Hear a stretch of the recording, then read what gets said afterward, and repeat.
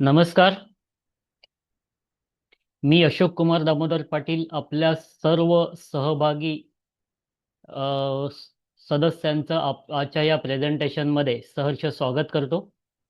आपल्या सगळ्यांना एक नम्र विनंती आहे की कृपया हे प्रेझेंटेशन आपल्याला शेवटपर्यंत पाहायचं आहे, कारण हा एक नवीन आणि चांगला विषय आहे. आपण जर का हा विषय नीट समजून घेतलात तर आपल्याला आपला एक चांगला निर्णय घेता येईल आणि त्या निर्णयातून इतिहास घडवता येईल. तर त्याच्यामुळे मला पुन्हा एकदा सगळ्यांना सांगायचं आहे की हे प्रेझेंटेशन साधारणपणे 50 मिनिटं ते 1 तास चालेल. आपल्याला मध्ये मध्ये फोन येऊ शकतात, मध्येच आपल्या नेटवर्कचे प्रॉब्लेम होऊ शकतात, पण शक्यतो प्रयत्न करा की हे प्रेझेंटेशन आपण शेवटपर्यंत पाहायचं आहे, जेणेकरून एखादा कन्सेप्ट, एखादा विषय जेव्हा आपल्याला संपूर्ण समजतो त्यावेळेला आपण त्याच्यामध्ये योग्य तो निर्णय घेऊ शकतो. आणि एकदा का आपला निर्णय झाला की मग काम करताना आपल्याला अडचणी येत नाही. आणि म्हणूनच आपल्याला हे प्रेझेंटेशन शेवटपर्यंत नीट पाहायचं आहे. बघा,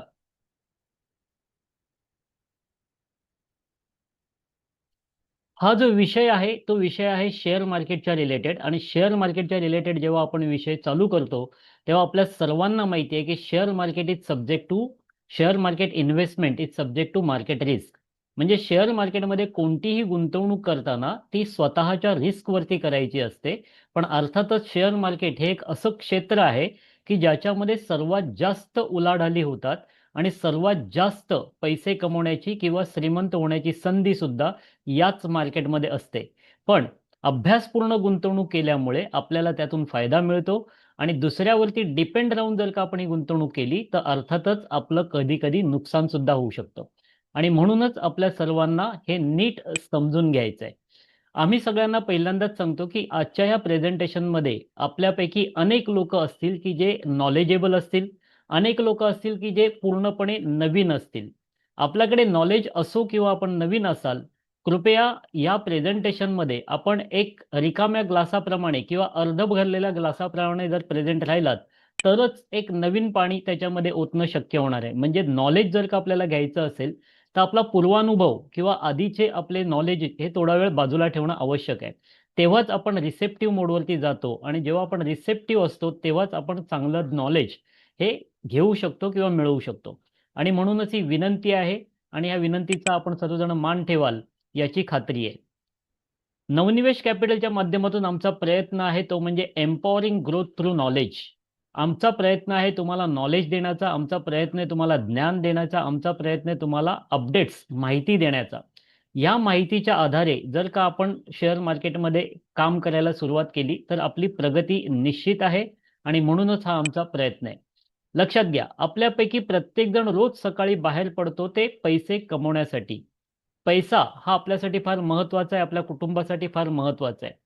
काही जण दिवसाची मजुरी कमवतात तर काही जण महिन्याची सॅलरी किंवा पगार घेतात. आपल्यापैकी जास्तीत जास्त लोक हे महिन्यातून एकदा पगार घेत असतात. आणि या पगारातून जे पैसे आपल्याकडे येतात त्याच्यात पहिल्यांदा आपण आपल्या घरातले खर्च, मग त्याच्यामध्ये रेशन पाणी असतील, घराचे रेंट्स भाडे असतील किंवा मेंटेनन्स चार्जेस असतील, लाईटची बिलं किंवा इतर बिलं असतील, लोनचे EMIs असतील, इतर काही खर्च असतील आणि आपल्या कुटुंबासाठी एन्जॉयमेंटसाठी आपण काढलेला फंड असेल, हा सगळा वजा जाता जे काही पैसे आपल्याकडे शिल्लक राहतात त्याला आपण बचत म्हणतो. आपण जरी स्वतः बचत करत नसलो तरी आपल्या कुटुंबामध्ये जी स्त्री असते ती वेगवेगळ्या मार्गाने पैसे वाचवत असते, बचत करत असते. पण बचत केलेले पैसे जर का तुम्ही गुंतवणूक नाही केले तर त्याच्यामध्ये वाढ होत नाही. त्याच्यामुळे आपण बचत केलेले, सेव्हिंग केलेले पैसे कुठे ना कुठे इन्व्हेस्टमेंट करावे लागतात. आणि इन्व्हेस्टमेंट जर का योग्य ठिकाणी केलेली असेल तर त्याच्यातून आपल्याला चांगला परतावा मिळतो.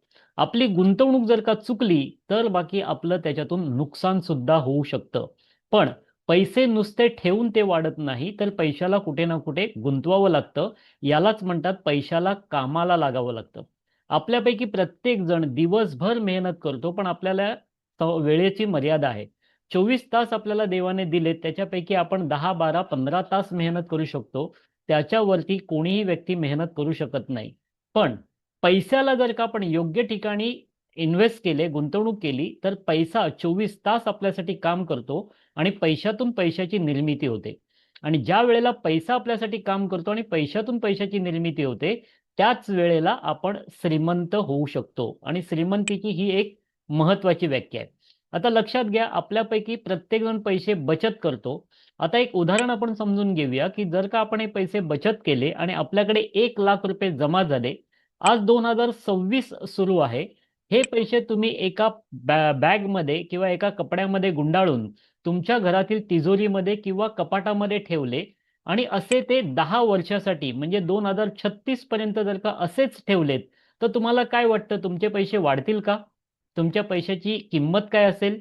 तर 10 वर्षानंतर मित्रांनो, तुमचे पैसे जे तुम्ही गुंडाळून ठेवलेले आहेत ते तसेच्या तसे तुम्हाला मिळतील, पण त्याची व्हॅल्यू ही झिरो झालेली असेल. आता हे मी असं का म्हणतोय, कारण लक्षात घ्या, 10 वर्षानंतर या 1 लाख रुपयाची पर्चेसिंग पॉवर जी आहे ती संपलेली असेल. आज तुम्ही 1 लाख रुपयामध्ये जेवढ्या वस्तू विकत घेऊ शकता, 10 वर्षानंतर कदाचित तुम्हाला त्या वस्तू विकत घेता येणार नाही. याचाच अर्थ पैसे जरी 1 लाख रुपये जसेच्या तसे राहिले तरी त्याची परचेस व्हॅल्यू ही झिरो झालेली असेल. पण आपल्यापैकी कोणीही असे पैसे हे कपाटामध्ये किंवा कुठे गुंडाळून ठेवत नाही, तर आपण कुठे ना कुठे ते गुंतवणूक करतो. एका सामान्य माणसासाठी गुंतवणुकीचे काही ठराविक पर्याय आहेत, ज्याला आपण पारंपरिक पर्याय म्हणतो. ज्याच्यामध्ये पहिला पर्याय असतो तो म्हणजे बँकेमध्ये पैसे ठेवणे, मग ते सेव्हिंगला असतील किंवा एफडी मध्ये असतील. दुसरा पर्याय असतो तो म्हणजे पोस्ट ऑफिसचा, कारण ते गव्हर्नमेंट सर्व आहे. त्यानंतर पोस्टाला आणि बँकेला एक पर्याय आला तो एफडी, म्युच्युअल फंड किंवा बॉन्ड्सचा, की ज्याच्यामध्ये रिटर्न्स जरा जास्त मिळतात. किंवा आपण इन्शुरन्समध्ये स्वतःला इन्शुअर्ड करतो आणि त्याचबरोबर गुंतवणूक सुद्धा करतो, की जी आपल्याला मॅच्युरिटीच्या वेळेला कामामध्ये येते. काही अपघात आपल्या बाबतीमध्ये घडला तर त्याच्यातून आपल्या कुटुंबाला सुरक्षितता सुद्धा मिळते. त्यानंतर एक सामान्य माणूस प्रॉपर्टीजमध्ये गुंतवणूक करतो किंवा सोन्यांच्या दागिन्यांमध्ये गुंतवणूक करतो. आता प्रॉपर्टीमध्ये जेव्हा आपण गुंतवणूक करतो, त्या प्रॉपर्टीच्या आजूबाजूला व्यवस्थित मोठी डेव्हलपमेंट झाली तरच आपल्या प्रॉपर्टीची व्हॅल्यू वाढते. अदरवाईज आपण जी प्रॉपर्टी घेतो त्याची व्हॅल्यू वर्षानुवर्ष तशीच राहते.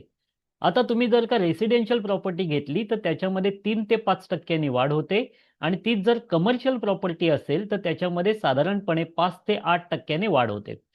सोन्याच्या बाबतीमध्ये ते आपण आपल्या समाधानासाठी किंवा आपल्या हौस मौजेसाठी पण घेतो आणि ती एक प्रकारची गुंतवणूक सुद्धा असते. गेल्या 10-15 वर्षाचा रेकॉर्ड जर का बघितला तर काही वर्ष सोन्यामध्ये काहीही भाववाढ झाली नव्हती. पण नंतर ती अचानक इतक्या जोरदार झाली की गेल्या 2 वर्षामध्ये सोन्याचे भाव गगनाला जाऊन भिडले. असं जरी असलं तरी एक रेग्युलर आपण पाहिलं तर आपल्या सामान्य गुंतवणुकीमध्ये आपल्याला साधारणपणे 6% ते 10% रिटर्न्स मिळतात. आणि या रिटर्न्समुळे आपण कधीही श्रीमंत होत नाही, तर ह्या पैशाचा फक्त आणि फक्त आपल्याला उपयोग होतो आणि आपले पैसे कुठे ना तरी गुंतून राहतात.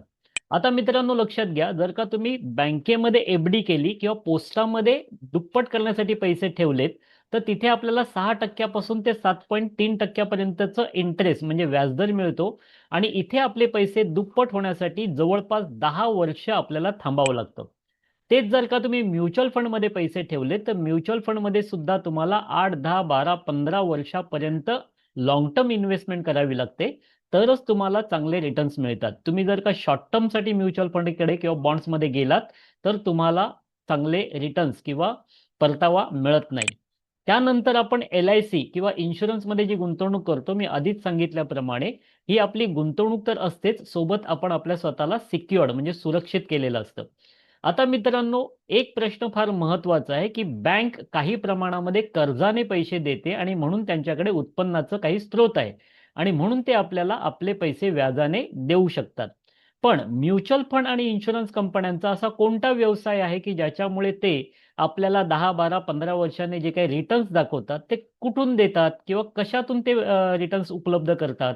तर सगळ्यांना हे समजून घेणं आवश्यक आहे, की या सर्व मोठ्या ऑर्गनायझेशन आपल्याला सुरक्षितता देतात आणि आपले एकरकमी पैसे म्हणजे मोठा फंड जो असतो तो शेअर मार्केटमध्ये म्हणजेच इक्विटीमध्ये इन्व्हेस्ट करतात.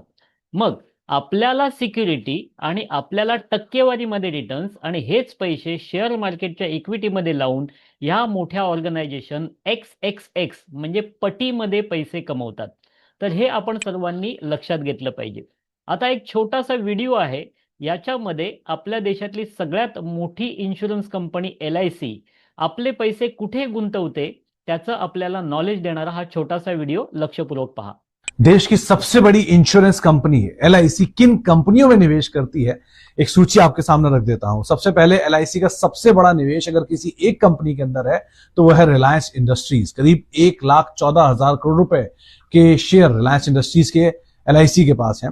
दूसरे नंबर पे आता है ITC, करीब करीब 80,000 करोड़ रुपए के शेयर ITC के रिलायंस LIC के पास है। तीसरे नंबर पे आता है HDFC बैंक, देश का सबसे बड़ा प्राइवेट बैंक, 66,000 करोड़ रुपए के शेयर LIC यहां पर भी ओन करता है।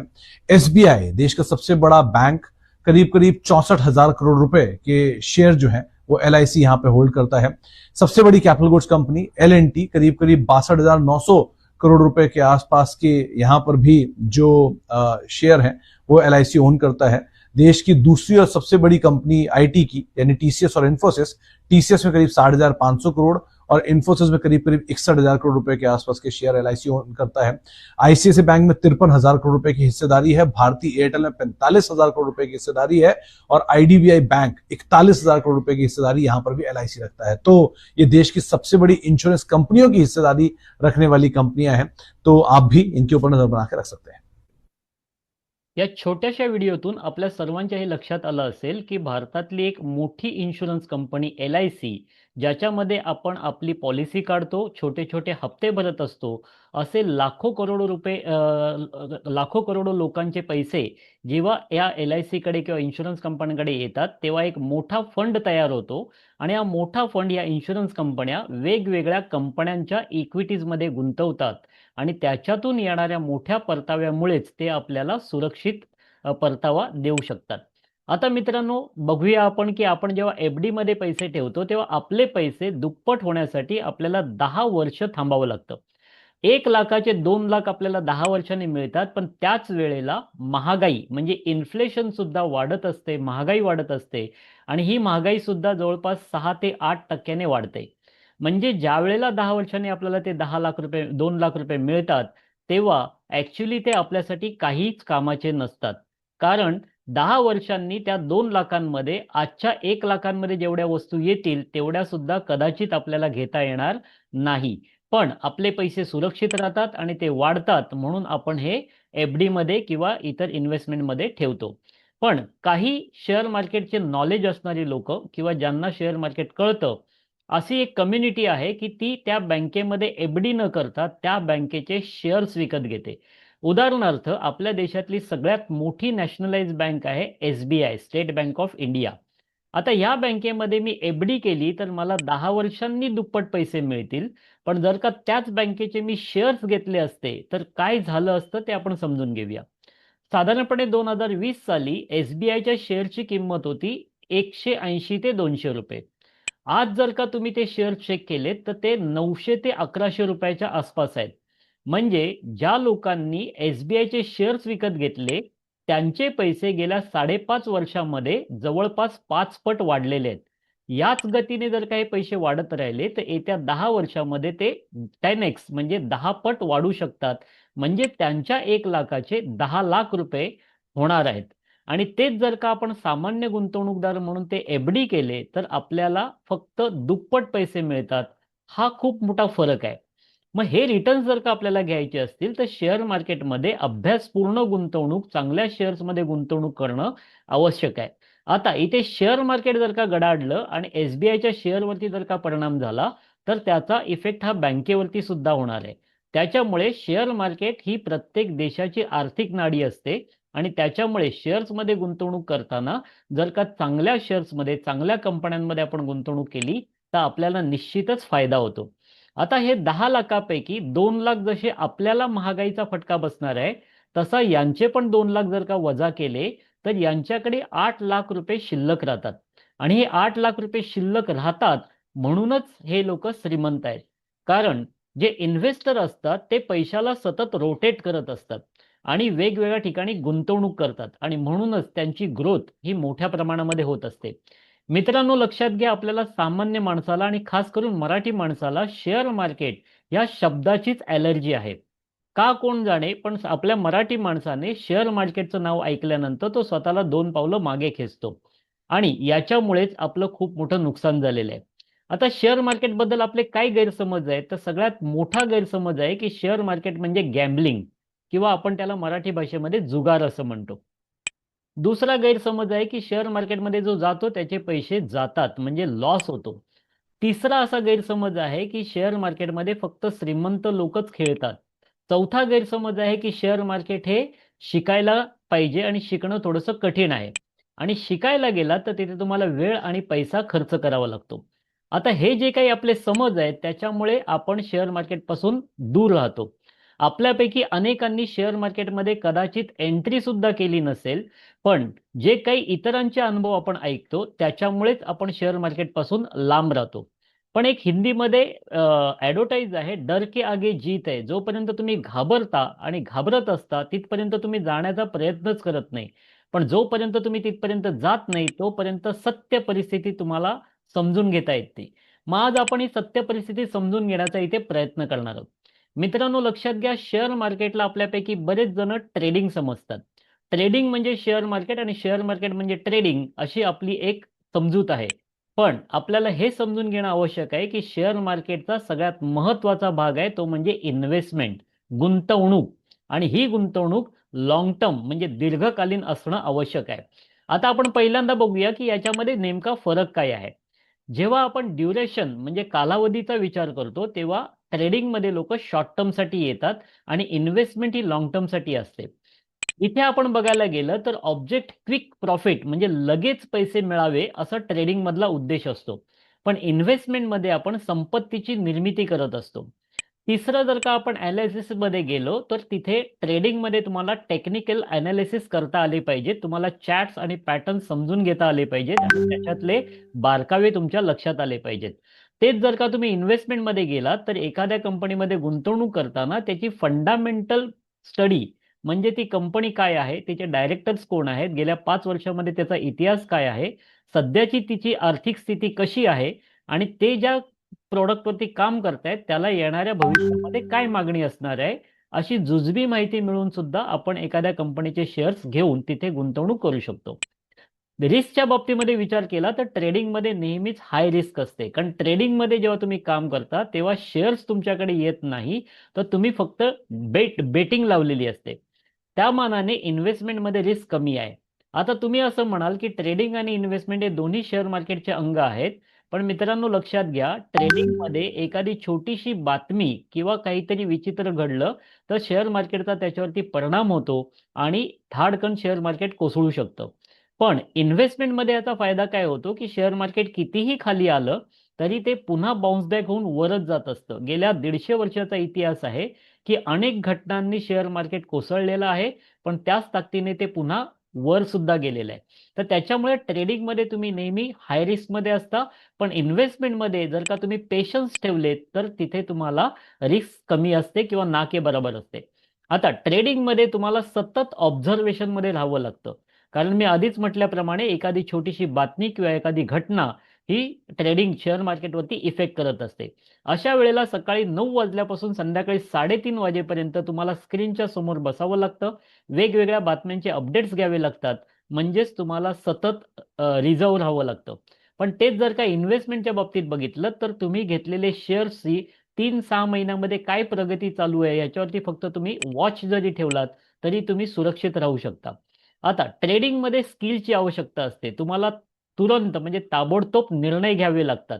तुमचा एक छोटासा निर्णय चुकला तर तुमचं खूप मोठं नुकसान होऊ शकतं. इथे तुम्हाला भावनांवरती कंट्रोल ठेवावा लागतो. आपला प्रॉफिट होतोय म्हणून तुम्ही थांबून राहिलात तर पुढच्या क्षणी तुमचं नुकसान होऊ शकतं आणि नुकसान होतंय ते कव्हर करण्यासाठी थांबून राहिलात तर अधिक नुकसान होऊ शकतं. तर त्याच्यामुळे इथे खूप स्किलची गरज असते आणि भावनांवरती, इमोशन्सवरती कंट्रोल ठेवावा लागतो. तेच इन्व्हेस्टमेंटच्या बाबतीमध्ये तुम्ही व्यवस्थित गुंतवणूक केली तर तुम्हाला शांतपणे बसायचं असतं, वाट बघायची असते. आता ट्रेडिंग हे नेहमी स्ट्रेसफुल आहे. जर का तुम्ही मार्केटमध्ये असाल तर तुम्ही बाहेर पडेपर्यंत सतत तणावामध्ये असता. पण इन्व्हेस्टमेंटमध्ये बाकी तुम्ही शांततेने गुंतवणूक करून अगदी त्याचा आनंद घेऊ शकता. तर ह्या सगळ्या गोष्टी आपण नीट समजून घेतल्या पाहिजेत. पण आपलं दुर्दैव असं आहे की आपल्याला ह्या बाबतीमध्ये कोणी नीट समजून सांगत नाही. आपल्याला असं वाटतं की शेअर मार्केट म्हणजेच ट्रेडिंग आणि ट्रेडिंग म्हणजेच शेअर मार्केट. मित्रांनो, नीट समजून घ्या की आधीच्या स्लाइडमध्ये जे 5 पॉईंट मी तुम्हाला सांगितले होते, त्या ट्रेडिंगला आपण नीट समजून घेऊया. सकाळी 9:30 वाजता बाजार चालू होतो, 3:30 वाजता संपतो. सोमवार ते शुक्रवार हा बाजार चालू असतो, शनिवार रविवार आणि नॅशनल हॉलिडेजच्या दिवशी हा बाजार बंद असतो. अशा वेळेला एक एक्स नावाची कंपनी आपण उदाहरणार्थ घेतली की जिचा आजच्या शेअरची किंमत ₹500 आहे. तर ह्या ठिकाणी सकाळी सकाळी 2 लोक येतात आणि हे त्या शेअर बद्दल प्रेडिक्शन म्हणजे अंदाज लावतात. ए म्हणतो की हा शेअर संध्याकाळपर्यंत ₹550 होईल आणि बी म्हणतो की हा शेअर संध्याकाळपर्यंत ₹450 होईल. आता इथे दोघेही आपापल्या परीने पैसे लावतात. आपण समजूया की दोघांनी 100-100 रुपयाची बीट लावली, तर संध्याकाळपर्यंत काय होणार आहे, एक तर ह्या शेअरची किंमत वाढणार आहे किंवा ती कमी होणार आहे. आता इथे लक्षात घ्या, जर का या शेअरची किंमत वाढली तर ज्याने वाढीच्या दृष्टीने बीट लावलेली असते त्याला पैसे मिळतात आणि दुसरा हरतो. आणि जर का या शेअरची किंमत कमी झाली तर उलट होतं, ज्याने हारण्या कमीच्या दृष्टीने पैसे लावलेले असतात त्याला पैसे मिळतात आणि दुसरा हरतो. म्हणजे इथे हारजीत आहे, इथे कोणीतरी हारणार आहे आणि कोणीतरी जिंकणार आहे. आणि या हारजीतीलाच आपण जुगार म्हणतो. इन्व्हेस्टमेंट ह्या ट्रेडिंग सेक्टरमध्ये अनेक लोक इथे ट्रेडिंग करतात. इथे तुमच्या अकाउंटला शेअर्स येत नाही, तर त्या दिवसापुरते, त्या आठवड्यापुरते, त्या महिन्यापुरते तुम्ही एका शेअरवरती बीट लावलेली असते. आणि ह्या बीटमध्ये जो जिंकतो त्याला पैसे मिळतात आणि जो हारतो त्याचे पैसे अर्थातच लॉस होतो. आणि सेबीचा स्वतःचा असा रिपोर्ट आहे की 95% लोक जे आहेत ते शेअर मार्केटच्या ट्रेडिंग विभागामध्ये आपले पैसे घालवून बसतात. असं का होतं? कारण इथे जे श्रीमंत लोक आहेत किंवा श्रीमंत ब्रोकर आहेत, त्या मार्केटवरती कंट्रोल ठेवून असतात. ते ह्या मार्केटला पूर्णपणे मॅन्युप्युलेट करत असतात. आणि अशा वेळेला एखादा सामान्य माणूस जो 10,000पासून 25,000, 50,000, 1,00,000 रुपये घेऊन याच्यामध्ये एंट्री करतो, त्याला इथे तसे चान्सेस मिळत नाही. तो काही दिवस पैसे कमवतो, आनंदात राहतो, पण ज्या दिवशी मार्केटमध्ये खूप मोठ्या प्रमाणामध्ये उलाढाल होते, कुठल्या तरी एका बातमीमुळे भूचाल येतो, त्या दिवशी जर का तुम्ही त्या बाजारामध्ये एंट्री केलेली असेल, तर तुम्ही तुमचा प्रॉफिट तर घालवताच, प्रिन्सिपल अमाऊंट सुद्धा घालवून बसता. आणि एकदा का सामान्य माणूस आपले पैसे घालवले की पुन्हा तो ह्या मार्केटमध्ये येण्याची डेअरिंग करत नाही. महत्वाची गोष्ट काय, तर इथे तुम्हाला शिकावं लागतं. ह्या लाल हिरव्या कांड्या दिवसभर नाचत असतात. याच्यामध्ये कुठे बाय घ्यायचा, कुठे सेल घ्यायचा, कुठे टेक प्रॉफिट करायचा, कुठे स्टॉप लॉस लावायचा, या सगळ्या गोष्टी तुम्हाला बारकाईने शिकाव्या लागतात. सोबतच याचे वेगवेगळे इंडिकेटर्स असतात. हे इंडिकेटर सुद्धा तुम्हाला लावता आले पाहिजेत आणि त्याचा तुमचा अभ्यास असला पाहिजे. हे सगळं असलं तरी सुद्धा कित्येक वेळा आपली फसगत होते, आपण प्रॉफिटच्या हिशोबाने विचार करतो आणि आपला लॉस होतो. आणि ह्या सगळ्या गोष्टी शिकण्यासाठी तुम्हाला कुठे ना कुठे क्लासेस लावावे लागतात, तुम्हाला शिकावं लागतं आणि त्याच्यासाठी तुम्हाला पैसे आणि वेळ खर्च करावा लागतो. आणि ह्या सगळ्या गोष्टीमुळेच आपण शेअर मार्केटमध्ये नकारात्मक किंवा निगेटिव्ह अँगलने बघतो. पण मित्रांनो, एक लक्षात घ्या, तेच जर का तुम्ही गुंतवणूक या विभागाकडे गेलात तर इथे तुम्हाला फक्त फंडामेंटल स्टडीची आवश्यकता असते. त्याच्यामध्ये त्या कंपनीची बॅक हिस्ट्री काय आहे, करंट सिच्युएशन काय आहे, त्याची बॅलन्स शीट काय आहे, असेट व्हॅल्यू काय आहे किंवा लायबिलिटीज काय आहेत, हे तुम्हाला चेक करायचं असतं. आणि त्या कंपनीला किंवा त्याच्या प्रोडक्शनला येणाऱ्या दिवसामध्ये, फ्युचरमध्ये काय मागणी असणार आहे, याचा अभ्यास करून तुम्ही एका चांगल्या कंपनीची निवड करू शकता आणि त्याच्यामध्ये गुंतवणूक करून ऑब्झर्वेशनमध्ये राहू शकता. तर अशा पद्धतीने ट्रेडिंग आणि इन्व्हेस्टमेंट मधला फरक आपल्याला व्यवस्थित समजून घेणं फार आवश्यक आहे. आणि आपल्या सगळ्यांचं दुर्दैव आहे की ह्या गोष्टी आपल्याला कोणी सांगत नाही. मित्रांनो, लक्षात घ्या, शेअरचा अर्थ होतो एखाद्या कंपनीचा शेअर विकत घेणं, म्हणजे त्याचा मालकी हक्क विकत घेणं. आज आपण स्वतः एखादी कंपनी किंवा एखादा व्यवसाय सुरू करायचं ठरवलं तर आपल्याला अनुभव असावा लागतो, आपल्याकडे गुंतवणूक असावी लागते आणि आपल्याला रिस्क घेण्याची कॅपॅसिटी असावी लागते. पण तेच जर का एखाद्या 100 करोडच्या कंपनीचा मी शेअर विकत घेतला तर मी त्या कंपनीचा मालकी हक्क विकत घेतो आणि ती कंपनी जेव्हा प्रॉफिटमध्ये जाते तेव्हा ती मला डिव्हिडंड रूपामध्ये तिचा प्रॉफिट शेअर करत राहते. आणि एक शेअर होल्डरने एक शेअर जरी घेतला तरी त्याला तेवढेच अधिकार असतात जेवढे त्या कंपनीच्या ओनरला असतात. आणि हा महत्वाचा भाग आहे. शेअर मार्केटचं दुसरं नाव आहे स्टॉक मार्केट. आणि या स्टॉक मार्केटचाच अर्थ आपण समजून घेतला पाहिजे की स्टॉक म्हणजे जमा करणे. साठवून ठेवणे म्हणजे आपण प्रत्येकाने चांगले शेअर्स हे साठवून ठेवले पाहिजेत. एक उदाहरण लक्षात घ्या मित्रांनो, की जेव्हा जेव्हा तुमच्याकडे पैसे वाचतात किंवा बचत होते तेव्हा तेव्हा तुम्ही चांगल्या कंपनीचे शेअर्स विकत घेतले पाहिजे आणि जेव्हा तुम्हाला अडचण येते तेव्हा जेवढी अडचण आहे तेवढेच शेअर्स तुम्ही विकले पाहिजेत. उरलेले शेअर तुम्ही होल्ड केले पाहिजेत. तरच तुम्ही श्रीमंत कुठला होऊ शकता, सध्या तरच मग आजान येणार आहे ते ते पैसे नंतर बघतो. येऊ शकतात. आता पाठवलं त्यांना मित्रांनो, शेअर मार्केटच्या बाबतीमध्ये असं झालेलं आहे की युट्यूब चॅनलवरती तुम्ही हो. गेलात तर युट्यूब चॅनलवरती तुम्हाला लक्षात येईल की फक्त काही मोजकेच लोक इन्व्हेस्टमेंटवरती बोलतात. त्याच्यामध्ये मधुसूदन केला आहेत, विजय केडिया आहेत जे आज हयात आहेत, आणि राकेश झुनझुनवाला जे आजच्या जगामध्ये नाही आहेत, पण त्यांचे अनेक व्हिडिओ युट्यूबवरती तुम्हाला सापडतील की ज्याच्यामध्ये ते इन्व्हेस्टमेंटवरती म्हणजे गुंतवणुकीवरती मार्गदर्शन करतात. इतर सारे इन्फ्लुएन्सर जे आहेत ते तुम्हाला ट्रेडिंग ट्रेडिंग आणि ट्रेडिंगच शिकवतात. सुरुवातीला फ्री लेक्चर देतात आणि त्याच्यानंतर हळूहळू चार्जेस करताना लाखो रुपयाची फी तुमच्याकडून वसूल करतात. तर ह्या गोष्टीमध्ये तुम्ही लक्ष ठेवला पाहिजे आणि स्वतःमध्ये जागरूकता आणली पाहिजे. मित्रांनो, लक्षात घ्या, जर का तुम्ही लॉंग टर्म गुंतवणूकदार असाल तर काही उदाहरणं मी तुमच्या समोर ठेवतो.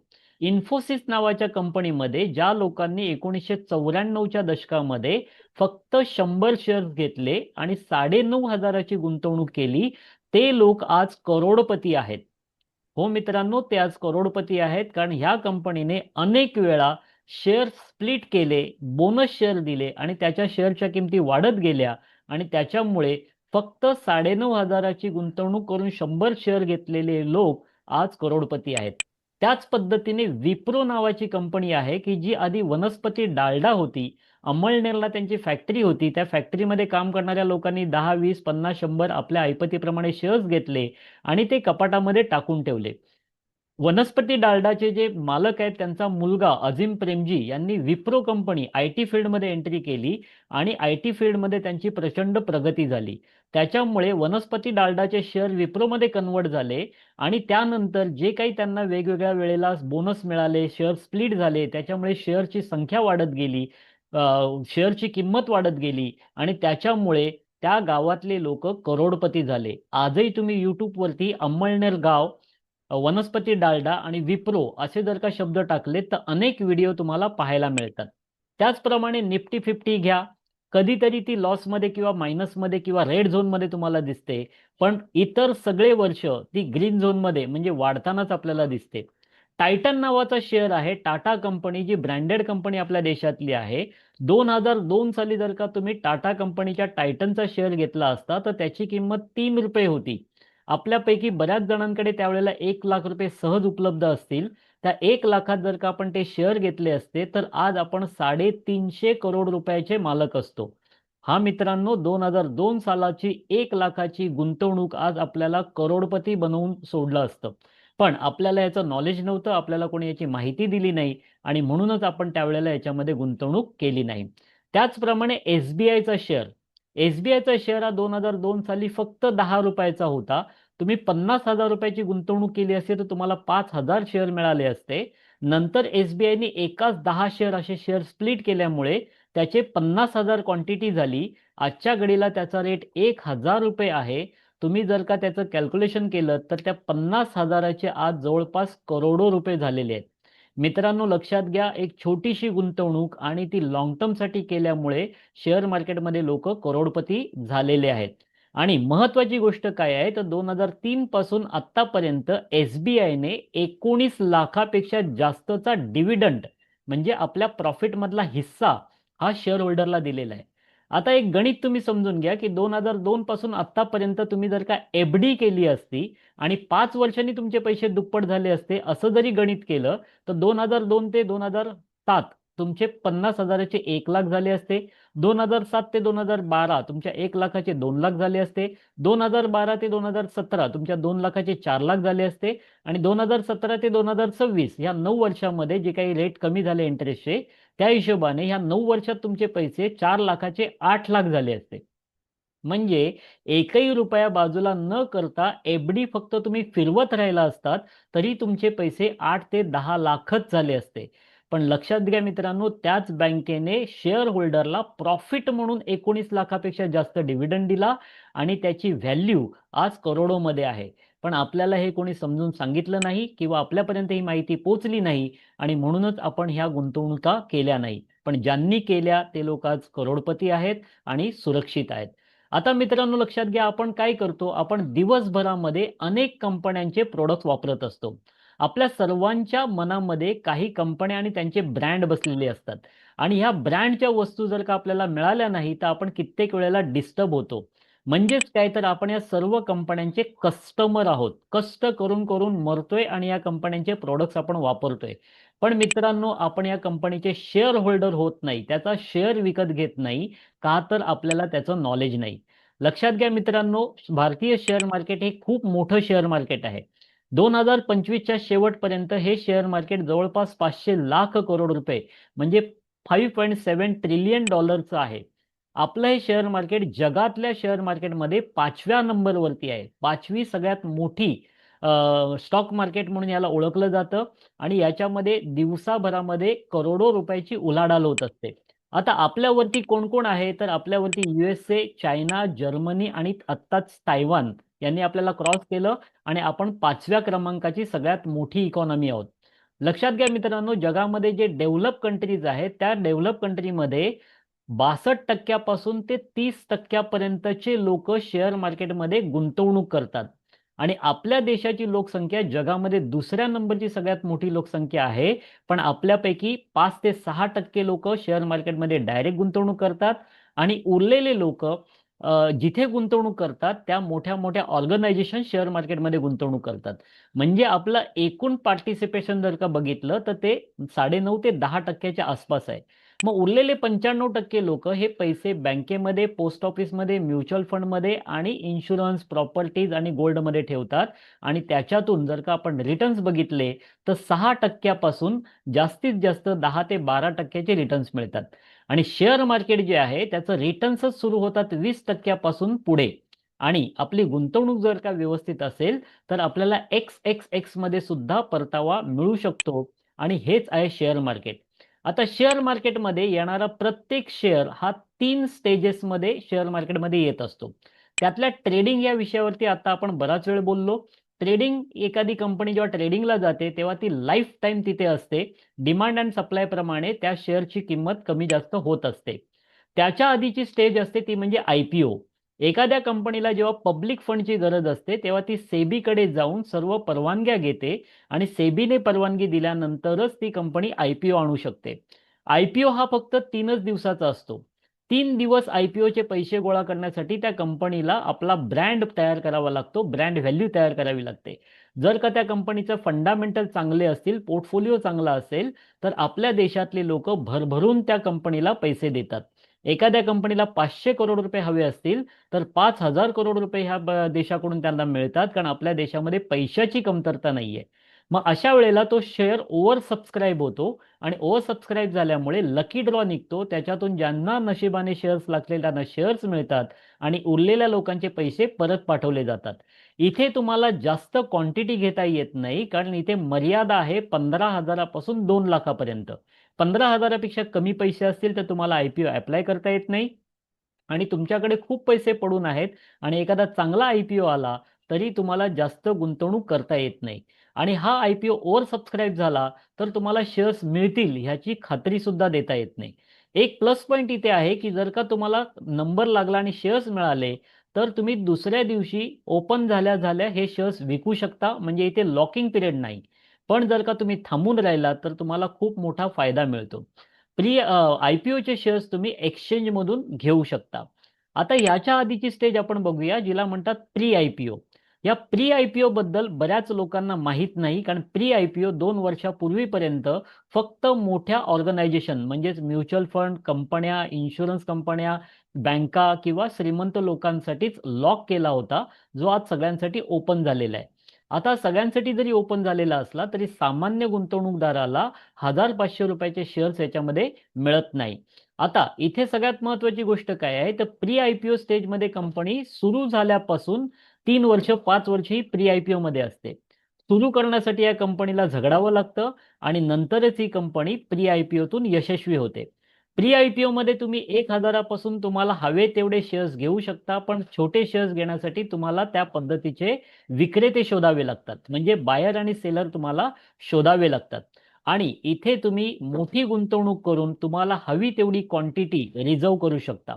तर अशा पद्धतीने कंपन्यांचे स्टेजेस आहेत. पहिल्यांदा प्री आयपीओ सेक्टर, मग आयपीओ आणि मग ट्रेडिंग.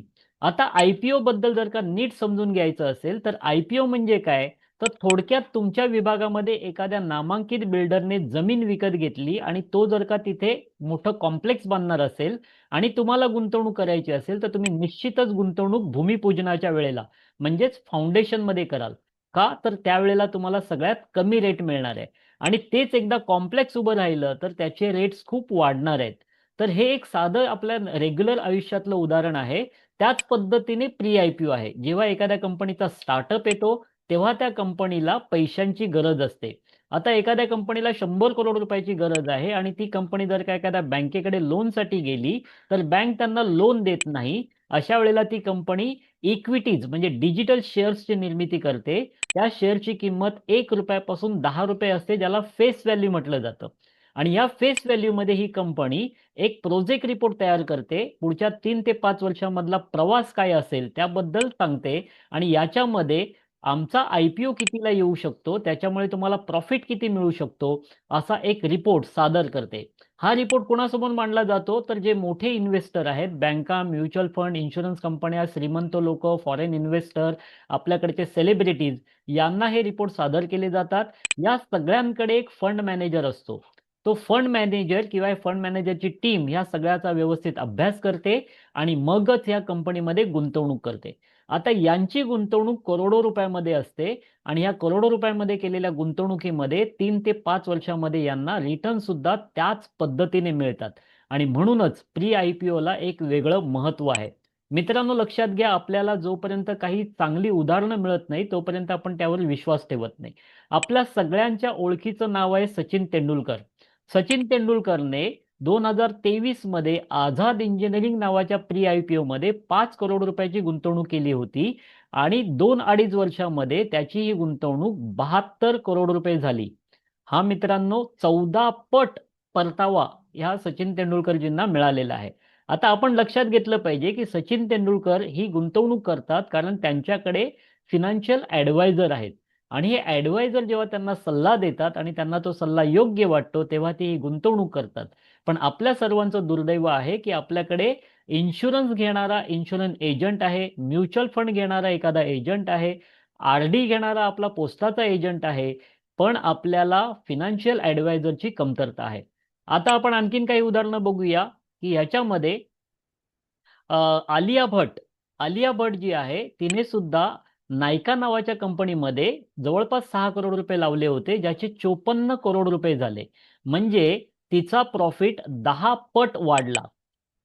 अमिताभ बच्चन ज्यांना आपण सगळेजण ओळखतो त्यांनी जस्ट डायल नावाच्या कंपनीमध्ये फक्त 6.27 लाख रुपीज म्हणजे 6.5 लाख रुपये लावले होते, ज्याचे त्यांना 7 करोड रुपये मिळाले. आपण रिटर्न्स जर का बघितले तर 10,000% रिटर्न त्यांना मिळालेला आहे.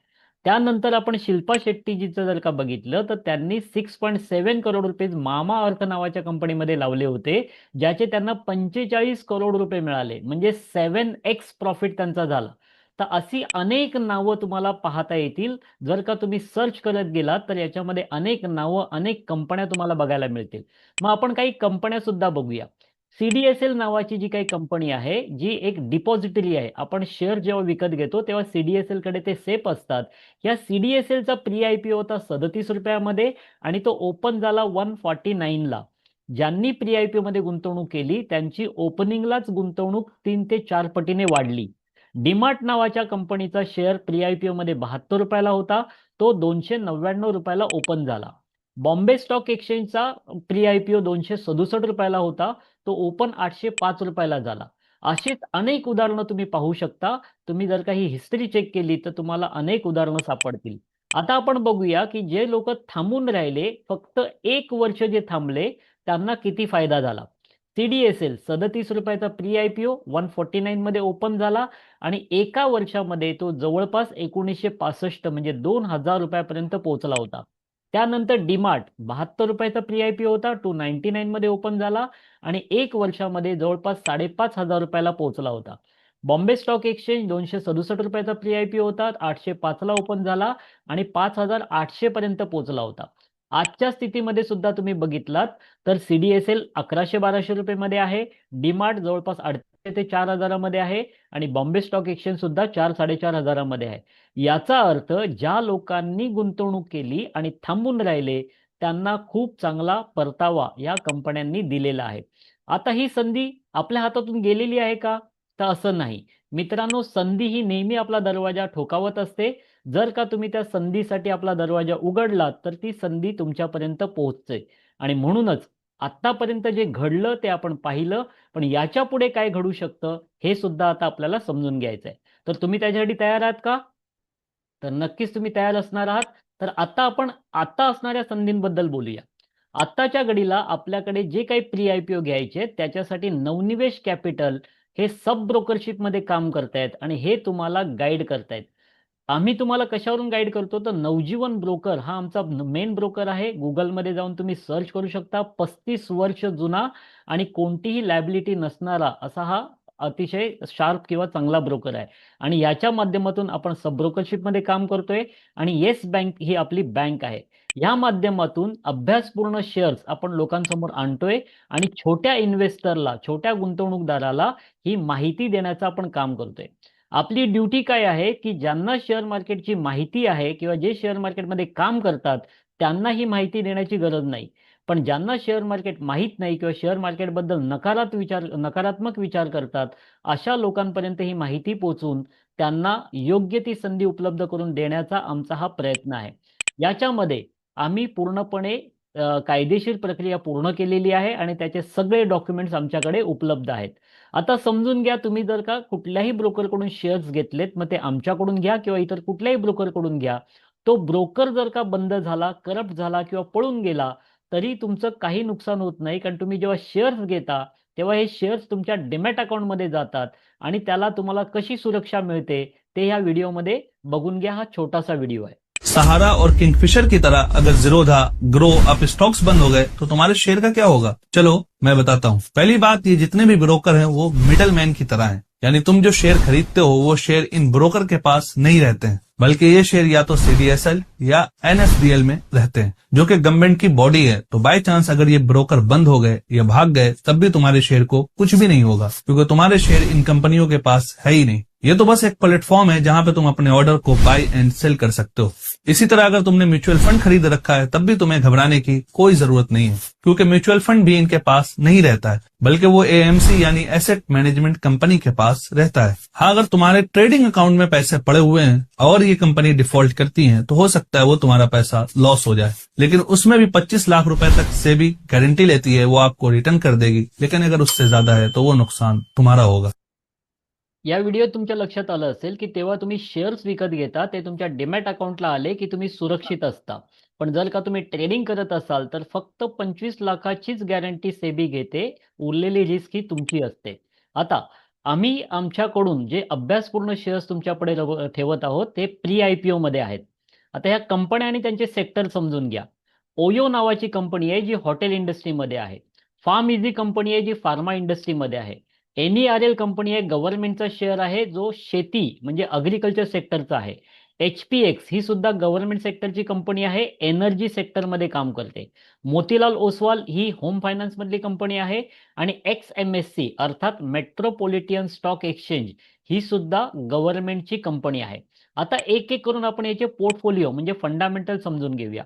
ओयो ही हॉटेल इंडस्ट्री मधली ऑनलाईन बुकिंग मधली एक मोठी कंपनी आहे. 40,000 करोडपेक्षा जास्तचा याचा मार्केट कॅप आहे आणि याच्यामध्ये गुंतवणूकदार का तुम्ही बघितले तर सॉफ्ट बँक जी जपानची सगळ्यात मोठी बँक आहे त्यांची गुंतवणूक आहे. मायक्रोसॉफ्ट सारखी IT फील्ड मधली मोठी कंपनी याच्यामध्ये गुंतवणूक करते आहे. म्हणजे आपल्या लोकल गुंतवणूकदारांसोबतच फॉरेन इन्व्हेस्टर सुद्धा ओयो मध्ये गुंतवणूक करून बसलेले आहेत. XMSC म्हणजे मेट्रोपॉलिटन स्टॉक एक्सचेंज. आता स्टॉक एक्सचेंज जर का आपण बघितलं तर आपल्याकडे सध्या 2 स्टॉक एक्सचेंज आहेत. एक आहे बॉम्बे स्टॉक एक्सचेंज आणि दुसरा आहे नॅशनल स्टॉक एक्सचेंज. आता याच्यावरती लोड येत चालल्यामुळे तिसऱ्या एक्सचेंजची गरज आहे. आणि म्हणूनच हा प्लॅटफॉर्म सध्या टेस्टिंग मोडवरती आहे. त्याची टेस्टिंग कंप्लीट झाली आणि येत्या काही दिवसामध्ये इथे सुद्धा ट्रेडिंग सुरू होणार आहे. याच्यामध्ये आपण बघितलं तर मार्केट कॅप 6,000 करोडपेक्षा जास्तच आहे आणि गव्हर्नमेंट ऑर्गनायझेशन असल्यामुळे याच्यामध्ये मोठ्या मोठ्या बँका, आपल्या देशातील सर्व नॅशनलाइज बँका आणि म्युच्युअल फंडची याच्यामध्ये गुंतवणूक आहे. त्यानंतर फार्म इझी फार्मा इंडस्ट्रीमधली कंपनी आहे, जिचा मार्केट कॅप 6,000 करोडपेक्षा जास्तच आहे आणि ह्या कंपनीचं वैशिष्ट्य म्हणजे थायरोकेअर नावाच्या कंपनीचे 70% शेअर्स हे फार्म इझीकडे आहेत. आणि थायरोकेअरचा आज जर का तुम्ही मार्केट रेट बघितलात तर तो 900 ते 1,1100 रुपयामध्ये आहे. तर ह्या पद्धतीने ही सुद्धा एक मोठी आणि फार्मा इंडस्ट्रीतली कंपनी आहे. मोतीलाल ओसवाल ही होम फायनान्स मधला एक 25 वर्ष जुना ब्रँड आहे. गेली अनेक वर्ष लोकांना घरं घेण्यासाठी लोन देतात, म्हणजे करोडो रुपयाची इन्व्हेस्टमेंट त्यांनी मार्केटमध्ये केलेली आहे आणि लोन देतात तर घरं म्हणजे प्रॉपर्टी त्यांनी मॉर्गेज केल्यामुळे त्यांच्याकडे प्रॉपर्टी लोकांची पडलेली आहे. तर अशी ही मोठी ऑर्गनायझेशन 9,000 करोडचा मार्केट कॅप आहे आणि अतिशय सुरक्षित आणि मोठा ग्रुप हा मोतीलाल ओसवाल प्री आयपीओ मध्ये आहे. त्यानंतर HPX हिंदुस्तान पॉवर एक्सचेंज ही एनर्जी सेक्टर मधली कंपनी आहे आणि गव्हर्नमेंट कंपनी आहे. आजच्या घडीला तुम्ही बघाल तर दुनियाभर सगळ्या जगामध्ये युद्ध चालू आहेत, ती सगळी एनर्जीसाठी चालू आहेत आणि अशा वेळेला ही 2,000 करोडपेक्षा जास्तचा मार्केट कॅप असणारी गव्हर्नमेंट कंपनी आहे आणि याच्यात तुम्ही गुंतवणूक बघितला तर प्रामुख्याने बॉम्बे स्टॉक एक्सचेंजची याच्यात गुंतवणूक आहे. ICICI बँक, त्याच्यानंतर Tata power, West Bengal electricity board अशी काही ठळक नावं ही याच्यामध्ये गुंतवणूक करून बसलेली आहेत. त्यानंतर NERL ही सुद्धा गव्हर्नमेंट ऑर्गनायझेशन आहे आणि शेती क्षेत्रातली म्हणजे अग्रिकल्चर सेक्टर मधली कंपनी आहे, जिचा मार्केट कॅप 9,000 करोडपेक्षा जास्तच आहे आणि याच्यामध्ये नॅशनल स्टॉक एक्सचेंजची गुंतवणूक आहे. नाबार्ड जी शेती क्षेत्रातली मोठी संस्था आहे तिची गुंतवणूक आहे आणि आपल्या देशातल्या सगळ्या मोठ्या बँका आणि म्युच्युअल फंडची याच्यामध्ये गुंतवणूक आहे. त्यानंतर झेप्टो जी ऑनलाईन डिलिव्हरी मधलं एक मोठं नाव आहे, 70,000 करोडचा याचा मार्केट कॅप आहे. इंटरनॅशनल आणि नॅशनल म्हणजे लोकल आणि फॉरेन इन्व्हेस्टमेंट याच्यामध्ये खूप मोठ्या प्रमाणामध्ये आहे. आता याच्यामध्ये झेप्टो आणि ओयो या दोन कंपन्यांना सेबी कडून ग्रीन सिग्नल मिळालेला आहे. त्याच्यामुळे येत्या 2-3 महिन्यामध्ये किंवा 6 महिन्यामध्ये याचा IPO केव्हाही येऊ शकतो. तर अशा या मोठ्या कंपन्या, ब्रँडेड कंपन्या, गव्हर्नमेंट रिकॉग्नाइज कंपन्या आम्ही तुमच्यासमोर ठेवलेल्या आहेत. अर्थात जरी आम्ही तुम्हाला यांची माहिती दिली असली तरी आजकाल ऑनलाईनमध्ये सर्व सुविधा उपलब्ध आहे. तुमच्या हातामध्ये मोबाईल आहे, त्याच्यामध्ये इंटरनेट आहे, त्याच्यामध्ये Google आहे, AI टेक्नॉलॉजी आहे, जेमिनी आहे. तुम्ही या सगळ्या गोष्टीला क्रॉस व्हेरीफाय करायचं आहे. कारण कुठलीही माहिती त्याच्यावर डायरेक्ट विश्वास न ठेवता आपण सुद्धा ती स्क्रुटिनी केली पाहिजे. तर या सगळ्या गोष्टीचा तुम्ही सुद्धा अभ्यास करा, कारण आम्ही तुम्हाला ही माहिती देतानाच सांगतो की तुम्ही पूर्ण क्रॉस व्हेरीफाय करा, समाधान मिळवा आणि मगच हे शेअर्स तुम्ही परचेस करा.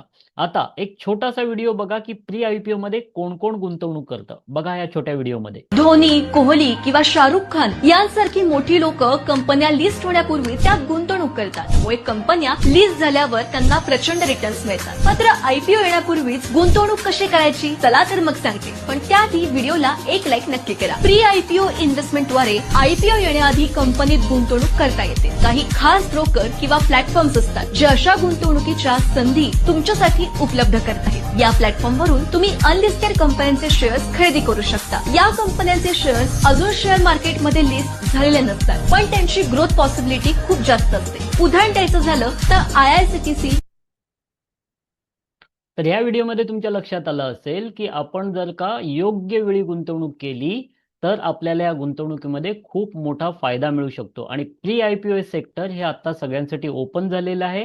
त्याची व्यवस्थित माहिती घ्या, चांगल्या कंपन्यांचं सिलेक्शन करा. आम्ही काही कंपन्या तुमच्यासोबत ठेवलेल्या आहेत, त्यांचा अभ्यास करा आणि मगच गुंतवणूक करा.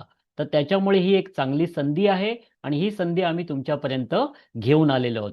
पण नक्की क्रॉस व्हेरीफाय करा आणि मगच गुंतवणूक करा, कारण गुंतवणूक ही तुमची स्वतःची रिस्क असणार आहे. आता आपण पुढे जाऊन बघूया